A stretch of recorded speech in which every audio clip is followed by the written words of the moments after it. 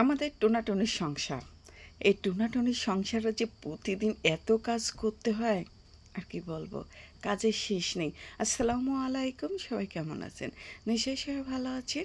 আলহামদুলিল্লাহ, আমিও আপনাদের দোয়ায় অনেক অনেক ভালো আছি। এতে সকাল থেকেই কিন্তু শুরু করলাম ভিডিওটা। সকালের এই যে বাসি ঘর মানে সকালকার ঘর ঝাড়ু দেওয়া থেকে শুরু করলাম।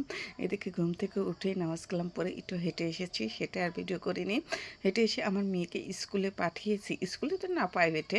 প্রাইভেট দিয়ে স্কুল দিয়ে একবারেই আসবে, একবারেই চলে গিয়েছে ওকে। আর এদিকে যে সকালে সব কাজ করে নিচ্ছে, যে টেবিলটাও মুছে নিচ্ছে। আর টেবিলে মানে এই ঘরে কেউ থাকা হয় না তো, রান্নাঘর আর দুনিয়ার ইঁদুর তেলাপোকা এসে মানে সব কিছু মানে নষ্ট করে ফেলে। তারপরে এই যে হলুদ ভাঙাতে দিয়েছিলাম আমার বাবাকে, সে হলুদগুলো নিয়ে আসছে। কিন্তু সেদিন আর আমি মানে ঠান্ডা করতে দিয়েছিলাম হলুদগুলো, আর মানে চালিয়ে নেই, মানে হলুদের গুঁড়া মানে ঠান্ডা করে তারপরে হলো কৌটা তুলতে হয়। আর কৌটাগুলো তো ধুয়ে নিয়েছি, ওগুলো মুছে শুকিয়ে রোদে শুকিয়ে যে মুছে নিয়ে নিলাম। আর এদিকে যে সোনা, আমরা হলুদ কমে বলি, সোনা বলি। হলুদকে সোনা বলে আমার নানি দাদিরা আগে বলে আসছে সোনা। সেই সোনাকে আমি চেলে নিচ্ছি, এটাকে সোনা বলি। যাই হোক, সোনাগুলো চালা হয়ে গেছে, মানে হলুদগুলো চালা হয়ে গেছে। এখন এই যে কোটাতে তুলে রাখছি, 2 কোটা ভরে গেছে। আর এই তো সারা বছরের মনে আমার হয়ে যাবে। আর বছর আবার এই দিনে। এই হলুদটা কিন্তু আগেই কিনা হয়েছিল, মানে সেদ্ধ করতে আর শুকাতে একটু সময় লাগে।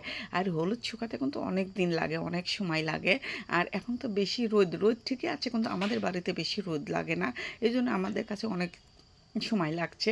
আর তারপর চালের পর দিয়ে শুকাইছি, তারপর অনেক দিনই লাগছে। আর এই তো পেস্ট কিনে নিয়ে আইছি। আর দেখেন, পেজ কিন্তু আমি পান্তা খাওয়ার পেজ কিনে নিয়ে আইছি। পেজগুলো এতই সুন্দর হয়েছে, আর একটা ফাটা পেজ নাই, সব গুল্লা গুল্লা পেজ।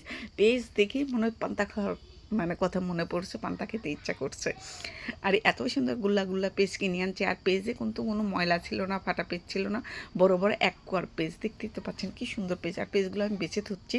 আর পেজ কিন্তু বাঁচিয়ে রাখতেই হয়। আর এই তো কি সুন্দর গুল্লা গুল্লা পেজ, এক ঢাকি বাছা হয়ে গেছে। আমি যে এই পেজটা কিন্তু খাটের নিচে রেখে দেবো। এই যে 1 বছরের মনে পেস্ট কিনা হয়ে গেছে। এখন শুধু রসুন কিনবো, রসুনটা কিনা হয়নি আর আলুটা কিনা হয়নি। আর এই যে পেস্টকে যে আমি বেছে যে খাটের নিচে রেখে আসছি, আর আমার পেজ বাছা হয়ে গেছে। আর ওই কয়টা পেজ, নষ্ট পেজ, নষ্ট না কেমন যেন আলাদা করে রেখে দিলাম। ওইগুলো আগে খাবো, আর ভালোগুলো রেখে দিলাম। আর এই যে চোচাগুলো কিন্তু ছাগলকে দিলাম, পেঁয়াজের চোচা রসুনের চোচা কিন্তু ছাগল খুব পছন্দ করে, ওদেরকে দিয়ে আসলাম।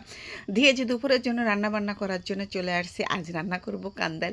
অনেক কাজ করছি আর ভালো লাগতেছে না, তাই ভাবলাম যে কান্দাল আলু দিয়ে পুরপুরি করব, ডাল দিয়ে পুরপুরি করব। কিন্তু এই যে এই কান্দাল কিন্তু কেউ অনেকেই কিন্তু পরিষ্কার করতে জানে না। আমি কিন্তু প্রথমে পারতাম না, তারপরে দেখে আমার আম্মা একদিন এইভাবে কাটতেছে, তারপরে আমি শিখিয়ে গিয়েছি যে এইভাবে কান্দালের ভিতরে একটা আঁশ থাকে, ওই আঁশটা মানে চাকচাক করে কেটে হাতে পেঁচিয়ে বের করে নিতে হয়। আর আমার কান্দাল কাটা হয়ে গেছে।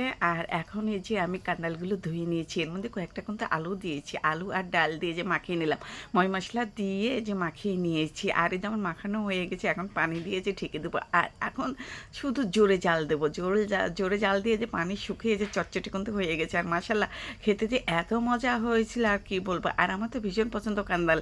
আর